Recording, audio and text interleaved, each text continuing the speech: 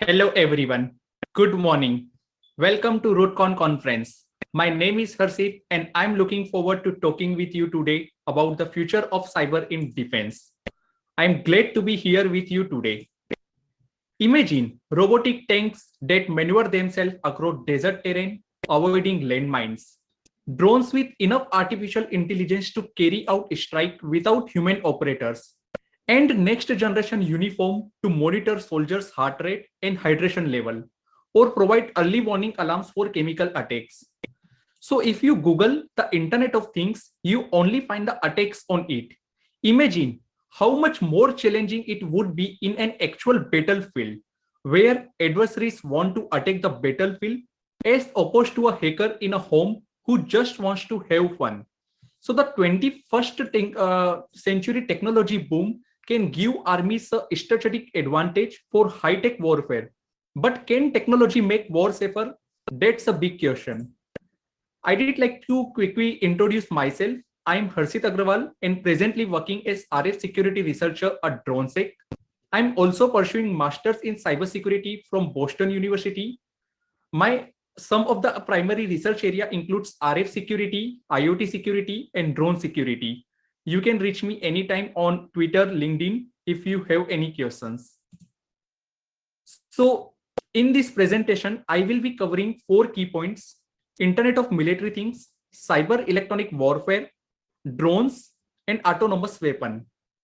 Now, modern military forces rely heavily on a variety of complex, high technology, electronic offensive, and defensive capabilities. Electronic warfare is a specialized domain that enhances many air and space functions at multiple levels of conflict. This session will introduce attendees about the convergence of cyber electronic warfare concepts, different strategies and tactics, and then we will look into some counter UAS and weapon security. So digital technologies have transformed warfare, beginning with the emergence of network-centric operations in the 1990s. Now digital technologies have become the basics of weapon tactics and strategy. Today, warfighters are used connected devices to coordinate airstrikes on the battlefield. Drones are controlled from thousands of miles away. Commanders watch real-time video of streaming of the battle space and logistics, and the border supply are regulated and managed by complex digital technologies. So the next generation of emerging technologies such as artificial intelligence, smart drones, and robots, additive manufacturing will make the military even more dependent on digital technology. Now, this is a famous quote from 6th century Chinese journal Sun Tzu, which has never been more relevant than in the 21st century. Military operations today are being undertaken via smartphones as much as it is using conventional forces. So today, war are not fought by tank, aerial bomber, or daring infantry charges. Battle in the 21st century are fought in the cities, college campuses, internet forum, and social media newsfeed. So a well-timed tweet, an errant Facebook group, or a seemingly harmless WhatsApp forward holds the potency to be even more dangerous than artillery fire and air strikes. While the above may be considered a stretch or a radical statement, it does hold water. So in today's information-dominated security landscape, a man with a smartphone has the capability to organize widespread hate, radicalize youth, manipulate public opinion against a country's own military action, crippling a national ability to fight a conventional conflict. So, and this is why, like, it's important to understand what information warfare is before we proceed to electronic warfare, which is the subset of same. So every day, there's a war taking place on device you carry in your pocket. We are most certainly at the white hot center of information warfare. There's been plenty written about this and I won't retreat it. But I do want to share that this war is far more aggressive, strategic, and frankly successful than you can imagine. This new war is not about capturing lands as in previous conflicts. Instead, in the information war, the territory being won is the human mind. Now, the most visible battle spaces are our online forums like Twitter, Facebook, and YouTube. But the activity is increasingly spread to old school direct actions on the street in traditional media outlets. So World War III is a guerrilla information war with no division between military and civilian participations. Here is how this warfare works. Digital combatants, I could say. So often thought of as trolls, pick a story to amplify, often with a short-term news hook. They create a meme, a video, a tweet, or a blog post. The troll use a mix of human assets and automated personas to amplify the story. Now, this message is then pushed into the feeds of sympathetic real people who will amplify it further. So, if it goes viral or triggers a trending algorithm, it will be pushed into the feeds of huge audiences. Now, member of the media will cover it, reaching millions more. So, can this problem be solved with better automated review and editorial? Hardly. If the content is deemed false, it does not matter. It will be taken down. And if amplifier bots get shut down, that really does not matter. They are easy to replicate. In the future, as we convincingly predict, it will even only get worse. So this image explains like what activities are conducted in information operations. These include acquiring, using, protecting, managing, exploiting, and denying information. This activity takes place within three interrelated components of information operations, which is operations, relevant information, and intelligence. Now, these components operate within a battle space information environment where organizations conduct these IO activities as a part of a dynamic iterative process to support each component in an integrated full-dimensional operations. Now, what do you think of a world where every device you own is communicating with each other to do your daily task? You open your eyes in the morning and the device is telling you the whole list of tasks you need to perform today.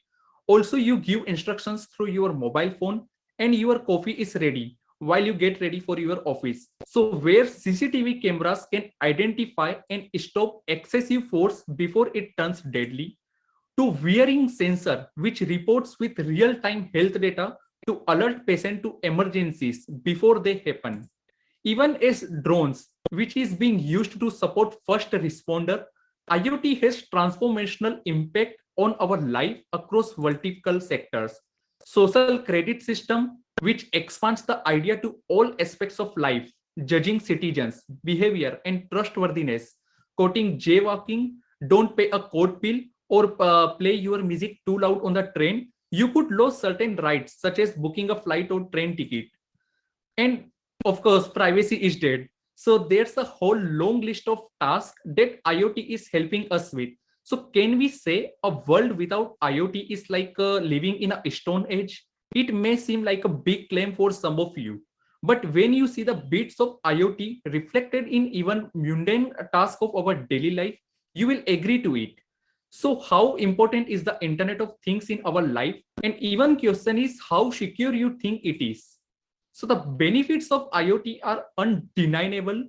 IoT can bring much of the physical world from industrial assets to commonplace devices to people into a connected ecosystem, resulting in enhanced customer experience and better business outcomes.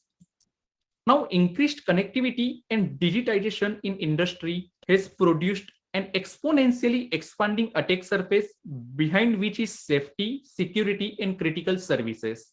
But this increase in power and connectivity has largely happened without designing inadequate security protocols. And with all this seismic shift, the people will wind up mattering just as much as the tech. So human can't deal with the volume. With massive scope comes management trouble. The IoT hurdle revolves around the problem of too much data, too many security holes to plug, and too much guidance. Not all of it is successful.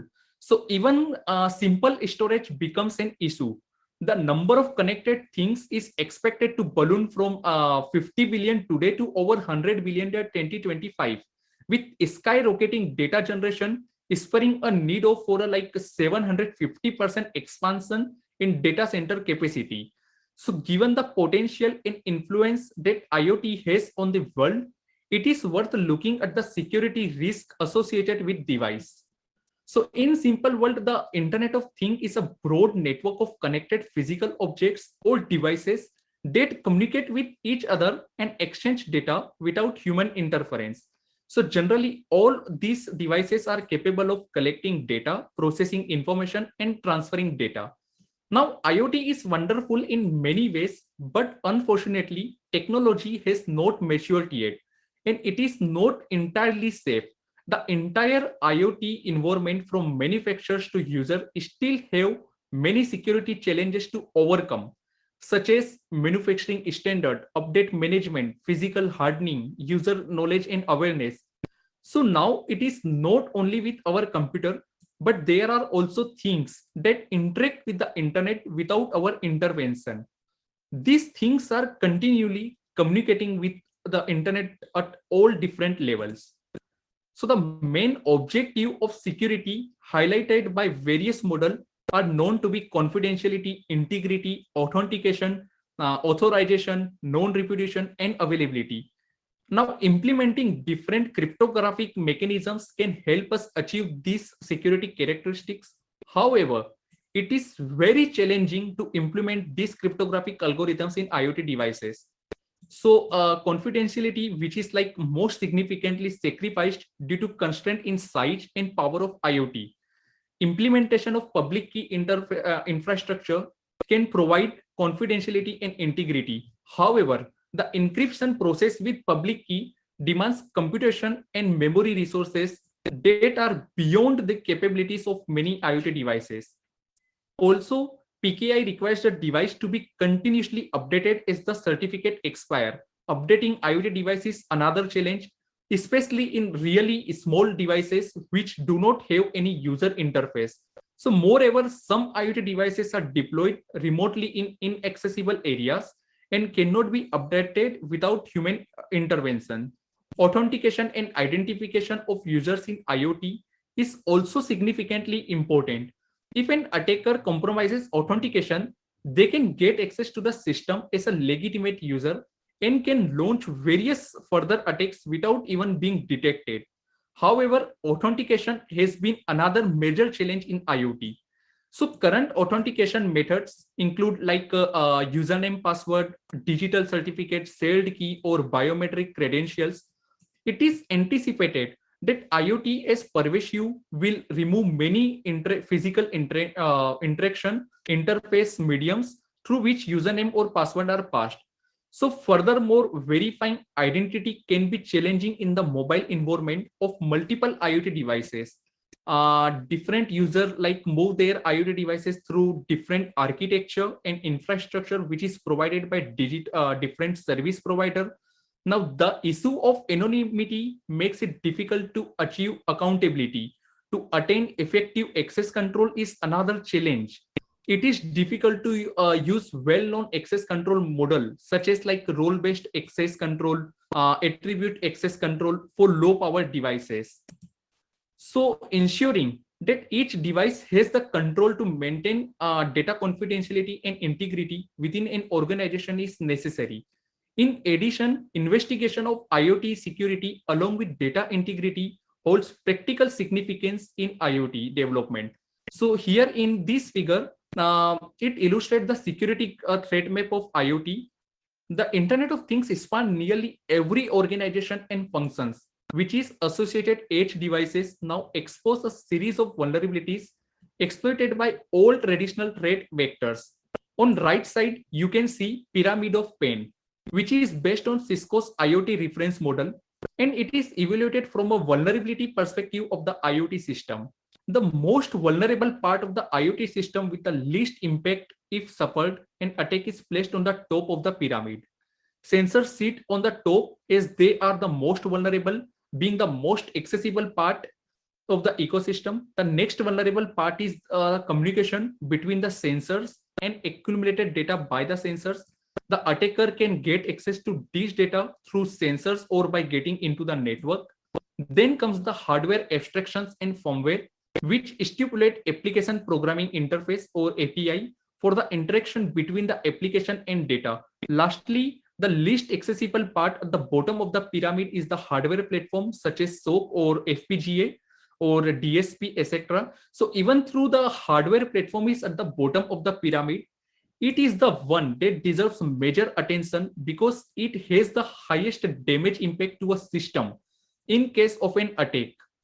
Now, it can be said that hardware is the foundation of the IoT system and the most pain-causing part in the case of cyber attack incident. Therefore, IoT security should begin with hardware security.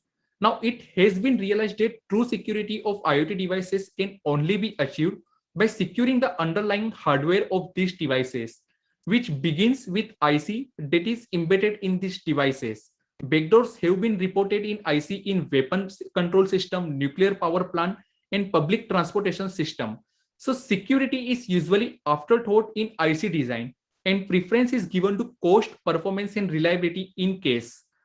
So let's consider these two simple case studies. For example, at a Department of Defense fuel depot, tank level, temperature, flow rate could be inexpensively and precisely monitored. Inventory usage and payments could be easily integrated with the backend business systems. Perimeter security could be enhanced with more inexpensive cameras and monitor motion sensors. Soil, water, and air quality could be continuously measured for leaks or emission. Tank and pipe erosion and pump vibration could be monitored to enable fixes before impeding failure or any potential fuel related hazards. But imagine the havoc that could be caused by a malicious actor hacking into this IoT tank form. If the typical IoT vulnerabilities are not addressed, tank level could be misreported, monitoring could be disabled, and malicious operators could dump fuel.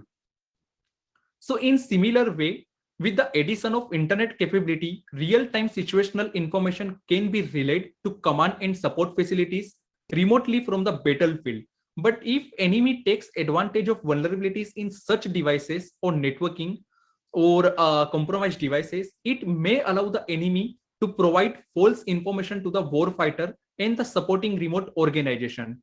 So clearly, it's important to prioritize addressing the highest risk vulnerabilities which is already installed in mission system. Now, electronic warfare, which has come a long way from the early days of basic signal intelligence and has covered a wide variety of technologies and use cases. So modern military forces are required to operate in an increasingly complex electromagnetic environment, which has recently been recognized as an operational environment. All modern forces conduct operations that depend on the use of electromagnetic environment.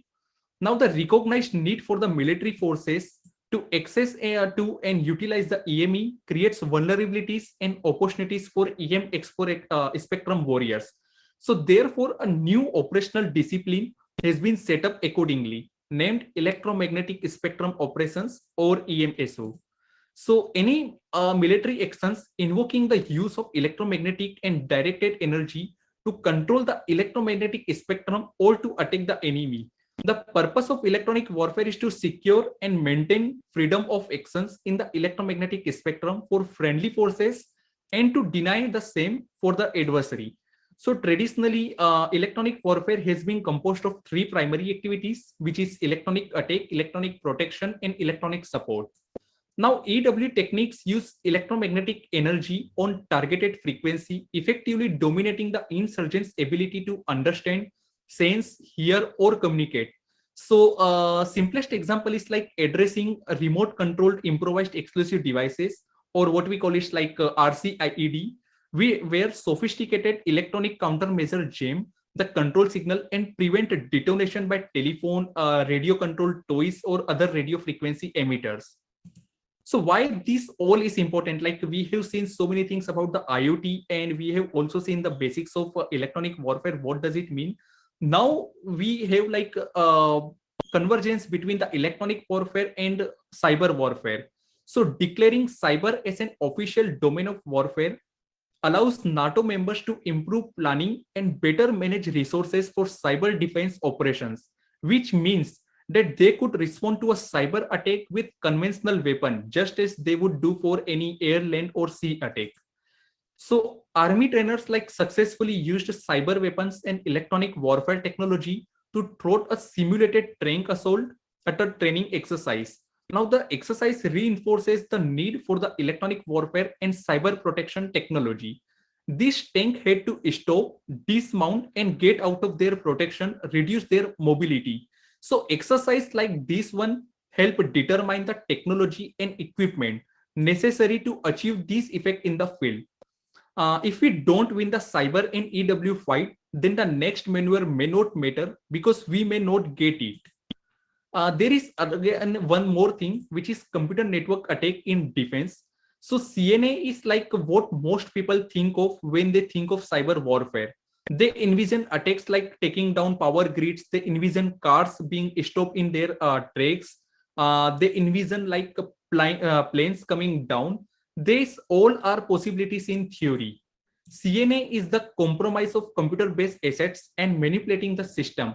The systems can be taken down, data can be modified, resources can be misused for botnets, or any other action that compromise the integrity or availability of a system can be done. The computer system is either used against the organization or its resource or data are made unavailable. So to perform a CNA, attacker will likely not gain access to the network, but also perform reconnaissance on the network before taking down. So the reconnaissance will allow them to learn the configuration of the network and determine how to best perform the malicious activities. Now, a realized case of CNA occurring during the invasion of Iraq in 2003, the United States reportedly hacked the Iraqi air defense network and manipulated the displays on the Iraqi radar screen to make it appear that aircraft were in different locations than they were where they actually were. Again, one more example is the Stuxnet attack that caused the destruction of the Iranian nuclear centrifuge, which is a clear CNA. The Sony hack, by North Korea, is an example of CNA. There are many such invasions of CNA. So the modern military forces rely heavily on a complex variety of complex, high technology, electronic offensive and defensive capabilities. Many areas are integral to information warfare, including electronic warfare, EMSO, CNO, and military deceptions, as well as psychological operations. So electronic warfare has been a sleeping beauty so far, hidden away and forgotten for a generation. Now it is a dragon about to be reawakened, and NATO leaders who continue to ignore its significance do so at the alliance peril. Here you can see how it started and how exactly it's going right now. So clearly there's a convergence between all of the different components from all different domains. So in convergence of electronic warfare and computer network exploitation attacks within the radio frequency spectrum, it describes how the integration of IP capabilities in system using radio frequency for communication provide attackers the ability to exploit systems on isolated network. So unlike current cyber and EW protection teams, which are focused on vulnerabilities within their respective areas, adversaries here are focused on achieving desired effects and end state goals. So this threat is highlighted by oversights in software and communication system developers in recognizing vulnerabilities, which is introduced during the integration of hardware and software. Now, digital technologies have transformed warfare, beginning with the emergence of network-centric operations in 1990. Digital technologies have become the basics of weapons, tactics, and strategy. Today, warfighters use connected devices to coordinate airstrike on the battlefield. Drones are controlled from thousands of miles away.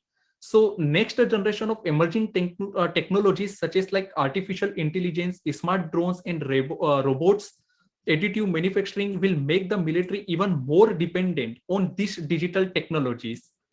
So we could say that the electronic warfare is more significant to the military and cyber operation is more to civil businesses or industry. Therefore, by sharing the same spectrum, there is some interrelatedness between these two units, which does not exist if one of the unit is threatened or attacked. It might affect the other one as well. With current technology, the spectrum is also shared. So shared with entities that focus on automation of digital machines and interrelated computer devices like IoT and IR 4.0 This interrelatedness affects everyone, does not matter whether you are a military or a civilian businessman or industrial player, both electronic warfare and cyber warfare. So may have their own ways in handling operational needs and defensive mechanism in military communication. It is usually better to respond to jamming by dropping the bit rate rather than by boosting the power. So the question is like, should electronic warfare technologies or techniques like deception and jamming be grouped together with seemingly related skills like cybersecurity and signal intelligence, or should they be treated as different discipline? The answer is like towards convergence by including all the different technologies in a single integrated architecture that is supported by a powerful real-time management software. So in pursuing this vision, systems must have become more spectrally efficient, flexible, and adaptable. And spectrum operation must become near real time and able to integrate spectrum management, network operation, electronic warfare, cyberspace, and intelligence, all of these at the same time on a single platform. So the network new target of electronic warfare will be to gain the information dominance, that is the operational advantage established from fully integrated information capabilities. Future systems will not be able to use RF transmitter to jam enemy radar and communication, but also to insert virus and other destructive computer code into enemy systems to spoof or disable them.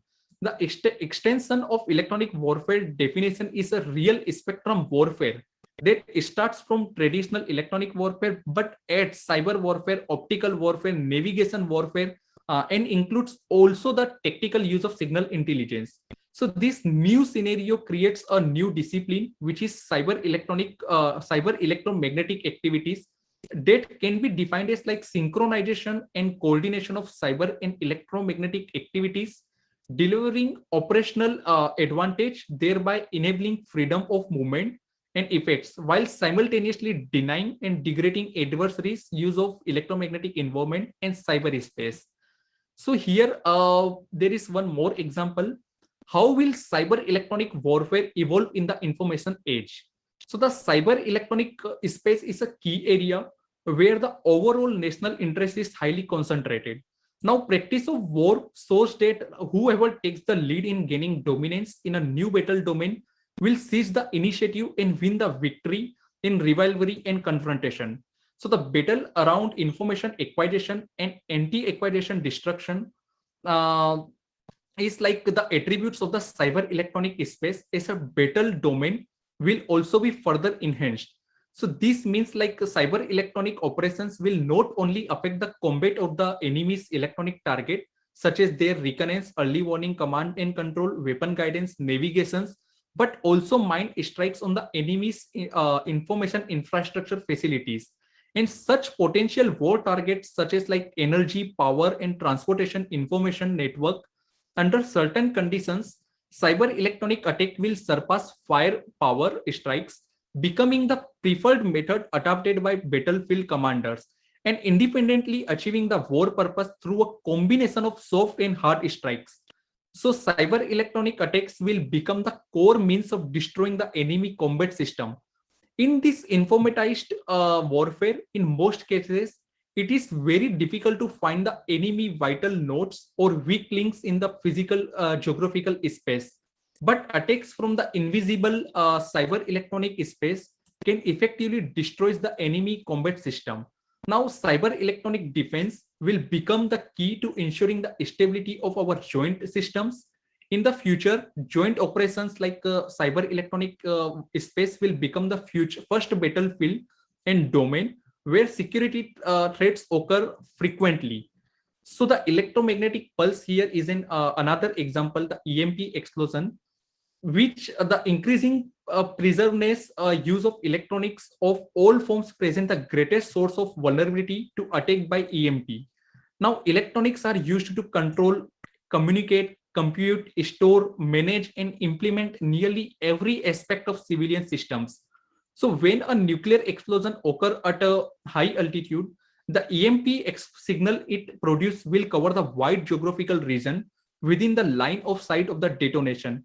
This broad-band high-amplitude EMP, when coupled into sensitive electronics, has the capability to produce widespread and long-lasting disruptions and damage to the critical infrastructure that underpin the fabric of society. So because of the ubiquitous dependence of society on the electrical power systems, its vulnerability to an EMP attack coupled with EMP particular damage mechanisms create the possibility of long-term catastrophic consequences. So a single EMP attack like may seriously degrade or shut down a large part of the electric power grid in the geographic area of EMP exposure, which is effectively and instantaneously. There is also a possibility of functional collapse of grids beyond the export area as electrical effects like propagate from one region to another. Various lists are in circulation that identifies the critical infrastructure, such as like electric power, telecommunication, banking, finance, petroleum, natural gas, transportation. There are many. So the separation of this infrastructure into different domains tends to obscure the real interdependence that sustains the effectiveness and daily operations of each one. So as a simple example, let's say that the telecommunication infrastructure require power that is delivered by power infrastructure. If the power delivery is disrupted by disturbance in the power grid, telecommunication substance will run for a while on a reserve battery, but would then need to switch to a reserve power backup. The generator's operations would rely on a fuel first for some time, but then conveyed to a central distribution point by the energy distribution infrastructure and delivered to the communication substances. So the complex interdependence between elements within each infrastructure can be understood here. Like if one fails, then it will have a havoc effect on another. Now it is most important to understand, like we have discussed about so many things about electronic warfare and cyber warfare, but what is the difference? Like why all of the adversaries are moving towards the cyber war rather than the kinetic warfare? So kinetic weapons like almost always produce irreversible physical effect, whereas cyber weapons can produce completely reversible effects. So although a small fraction of weapons, like for example, rubber bullets can deliver a quickly recoverable outcome, most are intended to produce permanent or slow recovery effects, while cyber weapons can produce permanent damage to the physical world, such as in the case of stucknet, which caused physical destruction of centrifuge. Other cyber effect can be completely reversed by either the attack of the or the victim. So for example, when a denial of service attack stops the target system return to normal, encryption such as used in ransomware is also reversible given the correct description key. Indeed, ransomware relies on reversibility in order to be effective. Demonstration of the capability to deny access and subjects believe that it can be undone are the predicate to the victim's willingness to pay ransom. Now, importantly, reversibility can be an asset or limitations of cyber weapons, depending on the objective of their use. It is difficult to reverse engineer and reuse kinetic weapons since they are typically damaged beyond reuse as a condition of their employment. Now, because cyber weapons are often compromised or easily replicable software, they offer more ability for others to observe, analyze, and reuse the weapons by simply copying the software and replaying the context of its employment. Now, whether separately or combined, cyber and kinetic weapons are now available as strategic instruments of power and present novel opportunities for pursuing national objectives. So here, like further, much like any disruptive or transformative technologies, there can be little doubt that we are slaughtering the armed services conduct operation and coordination across forces. The modern concept of command, control, communication, and intelligence is driven by the information technology that is deeply embedded in advances in military armament, which commands high efficiency in decision making and control. So let's see some examples. Now it's time for cavalry to get serious about the cyber reconnaissance. The whole art of war consists of understanding what is on the other side of the hill. Now in this world, much of the information which is essential to effective tactical decision making may appear in cyberspace long before it is extracted through the dangerous and painstaking process of air and ground reconnaissance. So here you can see some of the examples in which a modern equivalent of the World War II era warning that loose lips sink ships, maybe FFS, don't share your Fitbit data on duty. So let's consider this interesting case study where the fitness data company Strava recently came under the fire when it was discovered that its global heat map, which aggregated millions of geo-tracked devices, inadvertently revealed the location and outline of US military bases in conflict areas. So while the incident provides a useful reminder about the importance of operational security, it reveals a much more valuable message about the future of route reconnaissance as a military operation. Moving a large military force over unfamiliar terrain presents a formidable challenge. As a result of reconnaissance formation, which have traditionally needed to recontour ahead of the main body to assess the traceability of routes. So many locations of military and intelligence agency bases had already been previously revealed through many other public sources. But the bigger worry from an operation security standpoint is how activity data from IoT devices could be used to identify interesting individuals and track them to other sensitive or secretive locations. So history suggests that many of the most significant advances in military technology began first as a commercial technologies. Radar, for example, was originally developed as a tool to avoid ship collisions during limited visibility, but now it's highly sophisticated for defense purpose. These emerging categories of cyber tools like social media, GPS-enabled IoT devices, satellite imagery database from public repository like Digital Globe, which estimates to retain a data set of 100,000 terabytes, are already available in commercial market. Date with adoption might provide a real advantage to reconnaissance formation. And the biggest danger may come from potential adversaries figuring out patterns of life by tracking and even identifying military or intelligence agency personnel as they go out for their duties or where they head home after deployment. These digital footprints that echo the real life steps of individuals underscore a greater challenge. Each person's connections to online services and person's personal devices make it increasingly difficult to keep secrets. So too often we think a secret lie hidden, while no, they are mostly out in the open. Both militaries and public need to come to grips with the fact that the era of secret is arguably over. This is another example where digital eyes in the sky were already used in Iraq and Afghanistan by US forces to find IED bomber. Now they were used in Baltimore City to find murderer. A high resolution camera, which you can see on top left image, is placed in a casino or long duration drone, and the city is filmed so that one pixel is one person. The pixel or a person can be highlighted and dragged. Then all events in the field or view or tripod are recorded. When an event of interest happens, the recording is rewound and any physical interaction with that point can be traced. So you are physically object, and if you can be seen from the sky, your every movement could be tracked. Now there is another camera which is from persistent surveillance system, which flies a small Cessna aircraft 10,000 feet overhead. This was the project, but with fast pace of technology, you can see equity parallel camera picture on right side, which shows stunning clarity of camera systems, which can zoom onto a specific area of a large space. A small bike rider on or store window sign can be amplified or so dramatically they can be read the fine print. So each gigapixel camera could track 110 kilometer by 110 kilometers. About 1,000 high resolution camera array could cover the entire USA or China.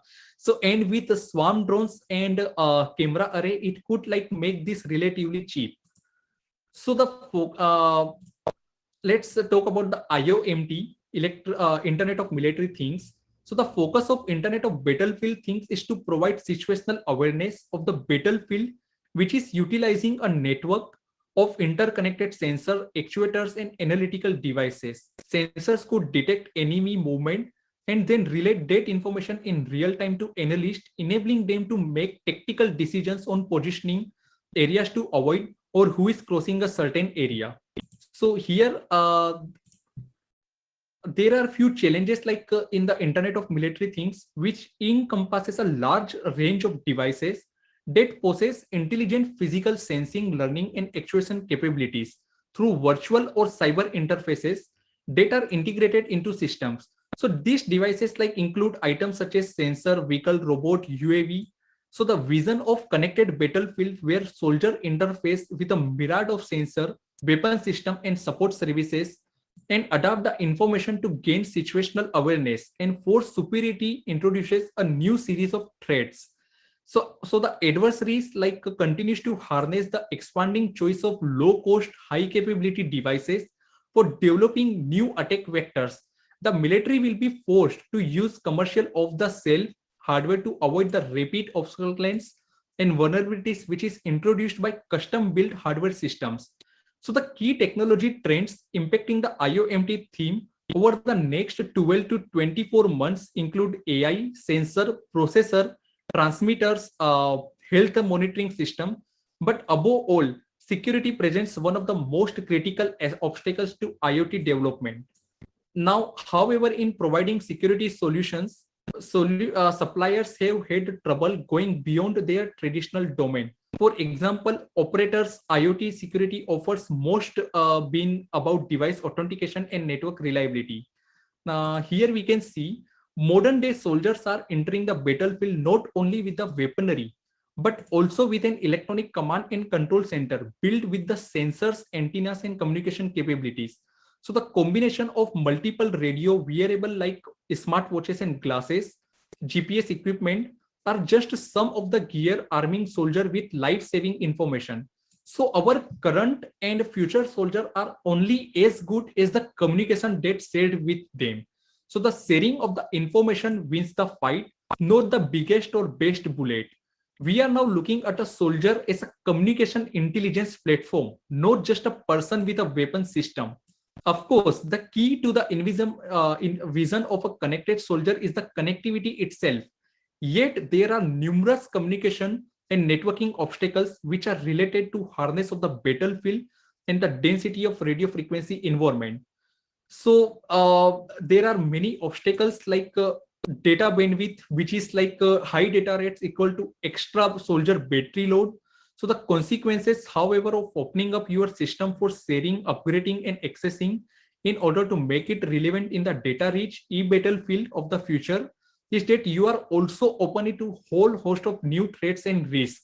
There are no magic bullets which will just solve the problem. Another big issue is autonomous weapon systems. So mankind's earliest weapon date back 4 lakh years.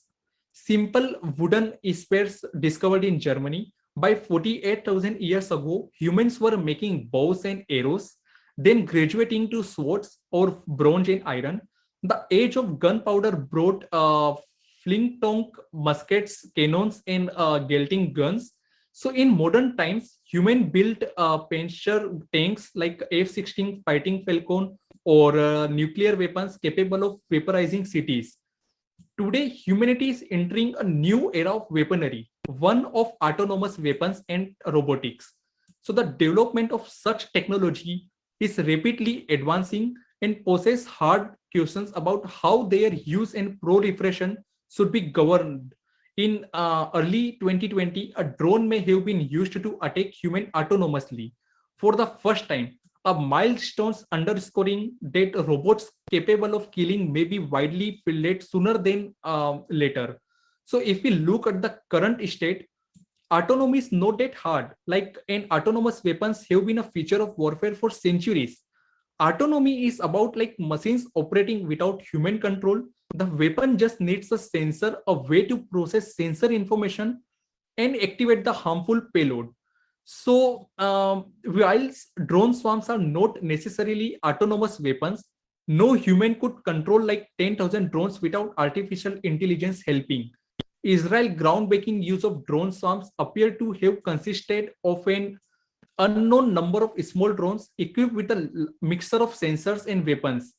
Israel swarm is just the beginning. India tested a 75 drone swarm last year, and earlier this year, South Africa Paramount Group revealed a swarming system of like 41 kg long drone. So more than like 100 miles per hour, which is like the speed of light. Russia, meanwhile, is designing swarm for anti-submarine warfare. Numerous other states are developing other swarm applications. So assuming these trends continue, autonomous weapon will increasingly enter the battlefield. For some, that's terrifying. Now, date feature that like unlock your phone with your face. What if it is attacked to a self-learning machine gun? It manufactures Kalashnikov first months, few months back, like shown in video, how gun using object recognition software can easily identify target. They say it gets more accurate the more we use it. That drone, which is like advertised to get some awesome panoramic shots, can be used to carry small pellets or grenades. Oh, and what about that driverless car? Like you thought that was so cool. Well, here it is in tank form now at a Russian arms fair. It's called T-14. So recent events in like Afghanistan, Armenia, Azerbaijan remind us that today's global security landscape present a vast matrix of complex challenges for defense.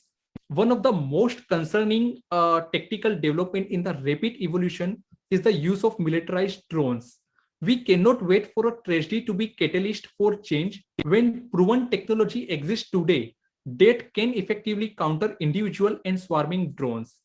So UAV market is like projected to increase from 2.32 billion dollar USD in 2021 to 11.29 billion dollar in 2028, making a compound annual growth rate of like 25.39% during this period. So drones don't just threaten deployed military forces in installation, but also pose serious risk to civilian ventures such as airport, sporting stadium, critical infrastructures. There is like one very famous case study like from December of 2018, where a pair of unauthorized drones flew into restricted airspace surrounding London's Gatwick Airport, which lead to a 33-hour airport closure, cancellation of like more than 1,000 flights, and the disruption of like 1.5 lakh passengers.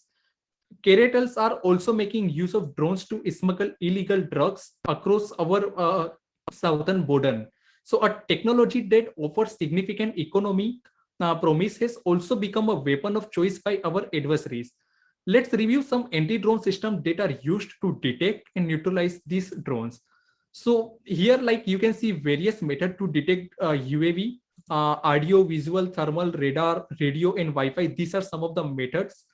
In like thermal, we use the heat signature of a UAV, but due to the construction of most UAV in plastic, it radiates a minimal heat signature. So some of the Wi-Fi detection is like we use 2.4 gigahertz of 5 gigahertz frequency. So that is how we track the Wi-Fi based drones. Now, the most effective way to detect drone is with radio frequencies, which is like it has a long range about 1500 feet and is difficult to circumvent. Only a truly skilled person could create a drone that would get past like radio frequency detection.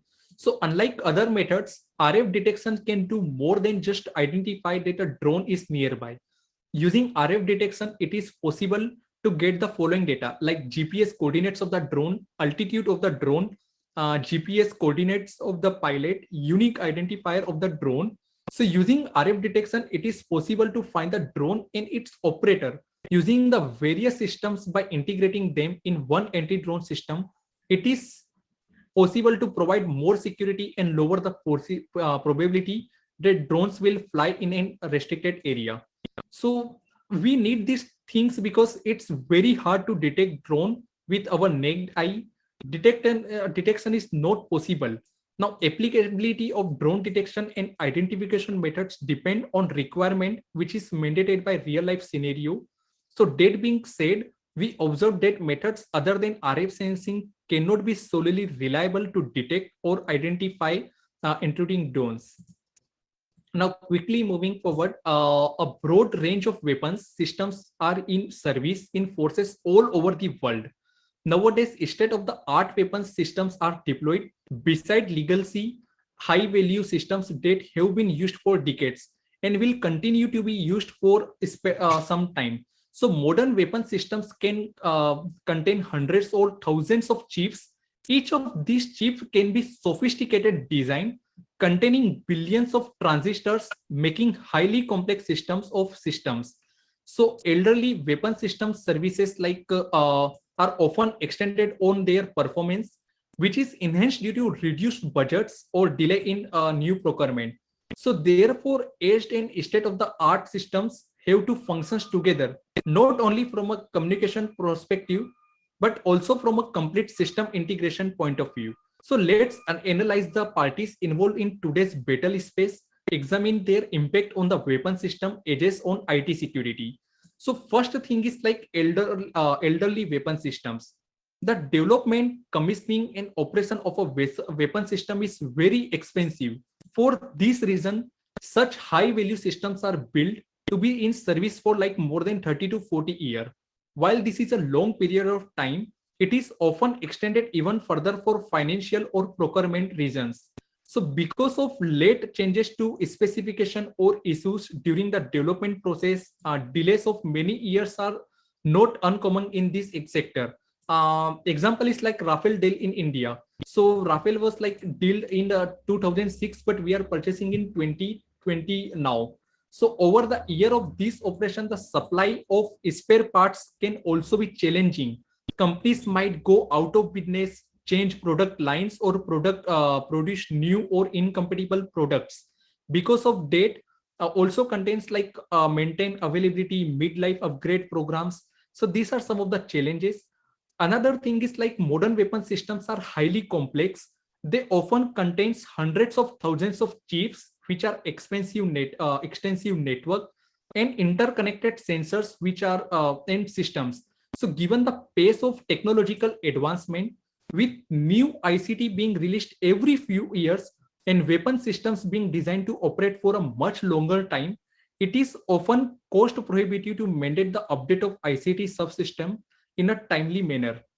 Another challenge is like network centric warfare scenario. So here is like we can see a simple case with the application of IoT paradigm in the mobility, military, and the weapon systems connectivity to the network. These facilitates the commander to make real-time decision. However, cybersecurity threats to weapon system intensify along with the growing of IoT benefits. Coping with these cybersecurity threats nowadays, we require the implementation of security by design concept during weapon system development throughout the system life cycle. But not traditional security solutions, since only developed countries are capable of developing systems on their own. They adopt security by design when developing a new weapon systems. Another approach to acquire weapon system is through import. If a country cannot develop the whole system, so they import it. So for example, like some countries purchase critical parts like stealth functions in developed countries.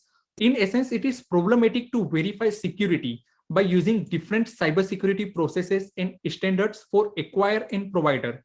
So besides, the provider developed the system of which its risk management was based on the assumptions of an environment which is totally different from that of the acquirer. Therefore, it is not appropriate for the acquirer to access risk based on the same environment in this respect. Therefore, we need a framework to design, verify, and test cybersecurity in the weapon systems import process. Now, in order to overcome this defect, there are few researches which is being conducted. One of them is like HSCMS, which is High Assurance Cyber Military Systems by DARPA. And another project is like Defense Acquisition Systems. So this is like entirely based for the USA, but for different countries, we need different kind of frameworks. So that's again like a big challenge for the weapon systems ICT. Now we can say future war will be fought with 1 to 4 to 1 ratio of non-military, mainly cyber to military measures. Such interferences are indeed an act of war. So the decision we take today define the future we get tomorrow. So with these are, if you could like some more information, or if you want to study in more detail, these are some of the useful resources and websites that bring us to the end of the presentation. I did like to summarize by saying war fighting environment will continue to change and more reliant on spectrum for operations. So to counter this current and evolving threat, electronic warfare cyber spectrum operation manual is required. I would be happy to answer any question you may have now at ROOTCON Discord server. Please feel free to contact me at my email or Twitter or LinkedIn. Thank you so much for joining me. Have a great day. Don't forget everyone, hack the planet.